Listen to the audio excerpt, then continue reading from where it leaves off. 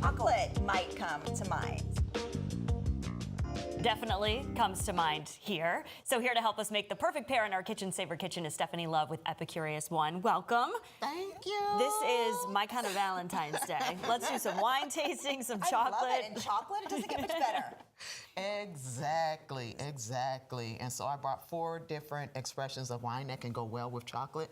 And I'll talk about each one a little bit, and then we're gonna do an actual tasting. We better be. Don't you bring all this wine and don't let us taste it. Of course.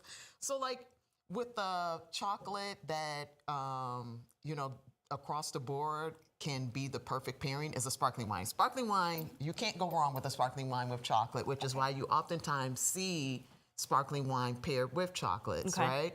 Because the bright acidity of the sparkling wine actually cuts through the richness and creaminess of chocolate to uplift the other flavors and aromas that are in it. And this one is really neat because it's made by Phil Long. Actually, all of these wines are made by different African-American men. So I got a little chocolate on chocolate theme going on here. I love that. Perfect. Yes. So any kind of chocolate? Dark chocolate, milk chocolate, anything? Yes. Okay. You can't go wrong with the sparkling wine when it comes to chocolate pairings. But then let's say you have a chocolate that has like a nougat or like has nutty flavors or caramel.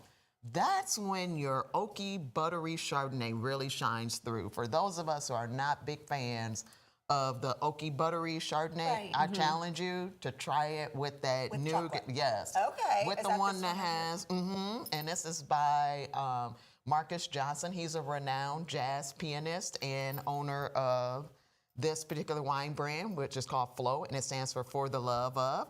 So that's a great pairing with your caramel or your nougat nutty flavored chocolates.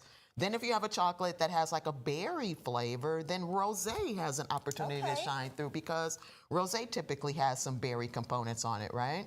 And then last but not least, if you're going to have a dark, rich chocolate torte, then that's when you can do a darker, richer wine like a Cabernet Sauvignon. Okay. But then if you're a sweet, sweet person, then definitely go for a Sauternes, which is a French dessert wine. Or you can do port with your chocolate. But for those of us who like to have the flavors of that chocolate lifted and not just sugar on sugar, these are going to be your great options. So you got your all-around wonderful pairing of sparkling.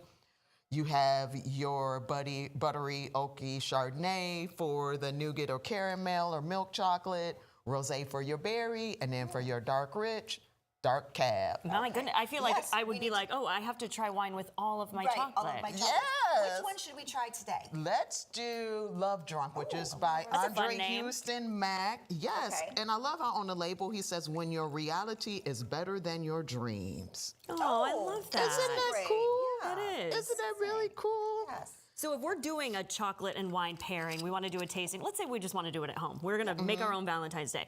How do you do it? You're going to walk us through how we're doing. Do you eat the chocolate first? Do you taste the wine first? Does it matter? Let's do the chocolate first, especially for your friends and family. So look, of course, you brought little kisses. For it's Valentine's Day. Yes, right. If you're not really a fan of drier wines anyway, what the chocolate will do is cover your palate with some creaminess to offset what people perceive as abrasiveness in the wine. Okay. So I have something inside the chocolate. So I have strawberry.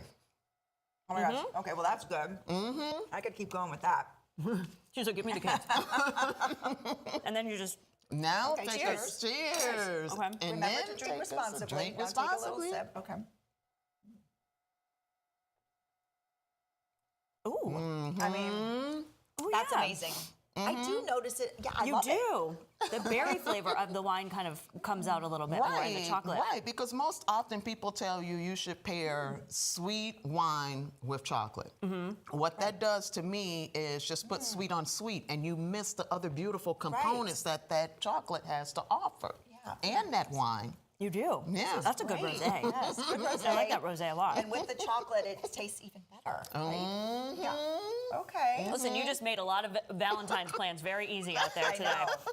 That is my goal. That is my goal. And if you're looking for Valentine plans, join me at the Renaissance Hotel February 13th, where I will be featuring various wines from around the world and pair them with chocolates, other foods, and then you also have an opportunity to try spirits too. Okay. So like for a couple where maybe one likes wine and the other one likes bourbon, hey, we got you covered. And if you want details on that, that's on my website.